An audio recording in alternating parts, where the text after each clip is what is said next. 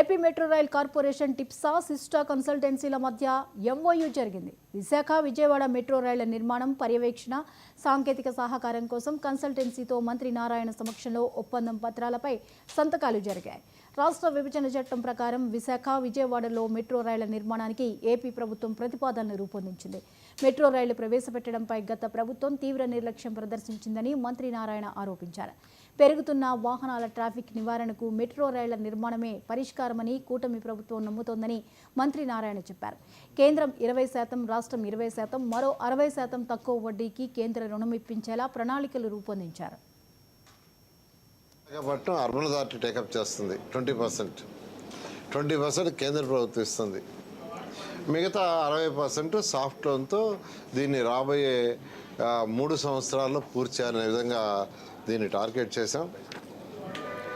అదేవిధంగా విజయవాడ తీసుకుంటే విజయవాడ ఫేజ్ 1లో కారిడార్ 1 పండిట్ నెహ్రూ బస్టాండ్ నుంచి గన్నవరం దాకా 25.95 కిలోమీటర్లు, పండిట్ నెహ్రూ బస్టాండ్ నుంచే పెనమలూరు దాకా 12.45 కిలోమీటర్లు, మొత్తం కలిస్తే 38.40 కిలోమీటర్లు. దీంట్లో 33 స్టేషన్స్ ఉంటాయి. ఇదే విధంగా ఫేజ్ 2 విజయవాడ తీసుకుంటే 28 కిలోమీటర్లు వస్తుంది.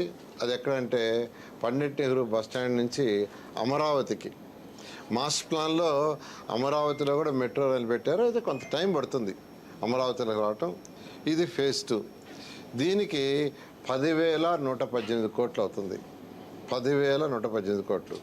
ఇందులో కూడా 20% కేంద్ర ప్రభుత్వం ఇస్తుంది, 20% సిఆర్డీఏ భరిస్తుంది. సిఆర్డీఏ ఇది మిగతా 60% సాఫ్ట్ లోన్ కేంద్ర ప్రభుత్వం అరేంజ్ చేస్తుంది. రీపేమెంట్ ఒక 30 years సుమారుగా ఉంటుంది విత్ లో ఇంట్రెస్ట్.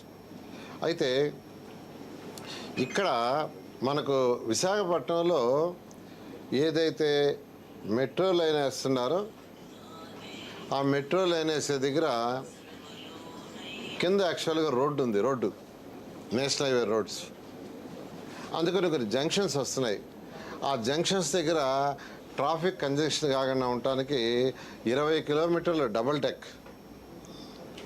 డెక్ అంటే కింద మామూలుగా రోడ్డు ఉంటుంది, మరొక రోడ్డు పైన ఉంటుంది, దానిపైన మెట్రో వస్తుంది.